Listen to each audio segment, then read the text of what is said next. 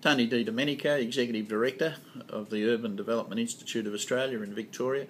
Tony, tell us about population and this major conference you've got coming up. Well, the title of the conference says it all, Population Vision for a Nation, and what we're calling on is that population debate to be on the national stage, because whether people like it or not, Australia's population is likely to grow to over 50 million, perhaps, in 50 years' time. So it's an important issue in terms of the future of Australia. And Tony, of course, it's really going to impact on housing. We have a shortage of housing already for the population we already have. We have a huge backlog of infrastructure to service any new greenfield sites. So where do you see it going with the government? What do you want to see happening? Well, there's no doubt that unless the infrastructure catches up with the population growth, people are going to be disappointed and perhaps anti-increase in population.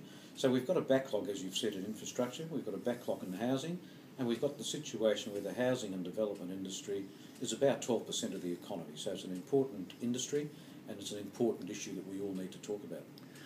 People talk a lot about the mining industry slowing down, and there's also talk about the housing industry picking up the baton and to keep the economy ticking over.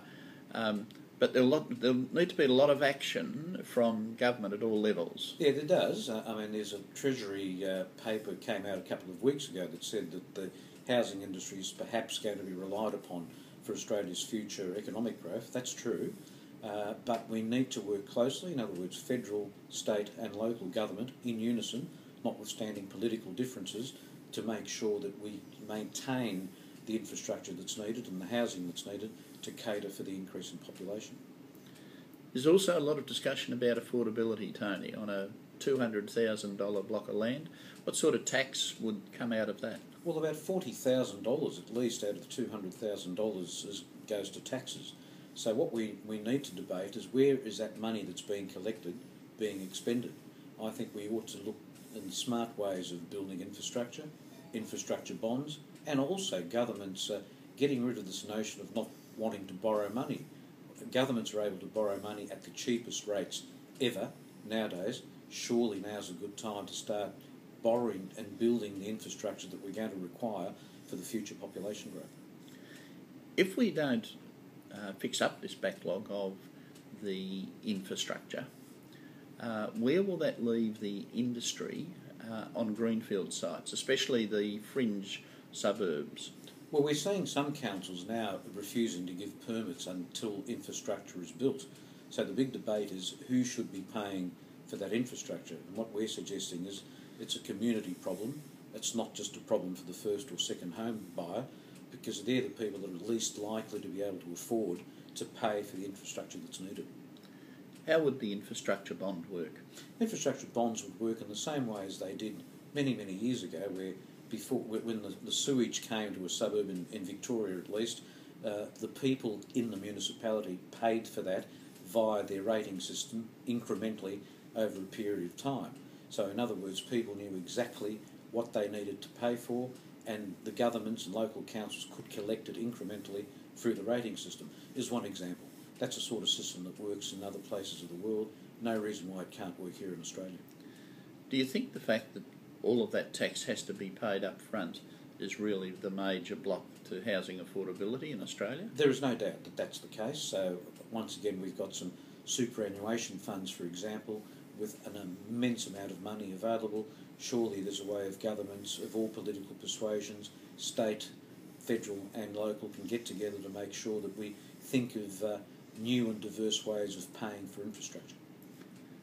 Do you think that the amount of jobs that is created by the housing industry and the development industry warrants some special consideration by governments at all levels? There's no doubt about that. We're not wanting handouts. We just need to say to governments and remind governments, for every $1 million spent on development and infrastructure, there's about 3.7 jobs created, and that's not an insignificant number of jobs potentially that we might have out there in the community. Also about the type of people that are, or type of jobs that are in the industry, they're just not carpenters and plumbers. You have a lot of professional people in the land development area. Engineers, environmental consultants, lawyers, bankers, anyone that makes a dollar out of property development, surveyors, so architects. So there's a myriad of professional and non-professional jobs all involved in the development industry. Victoria alone, for example, over 310,000 jobs currently in the development industry in Victoria. Do you see a need at the very moment, right at this time, for both major political parties and all state governments to release some sort of policy on housing to address these matters? No doubt about that, and I think the housing policy is related to population growth. I mean, we keep hearing of the fact that population is going to increase. We know that, so therefore we ought to be supplying the infrastructure, if we can, up front. And if we're going to do that, as I said, borrowing, infrastructure bonds, and earmarking taxes collected in order to build appropriate infrastructure. Tony, could you give us the date of the conference? Conference is in the first week of March next year in Melbourne, the world's most livable city. We want to make sure that the infrastructure and the housing component continues to make Melbourne the world's most livable city and Australia the best country in the world. Thank you, Tony D. Domenico. A pleasure.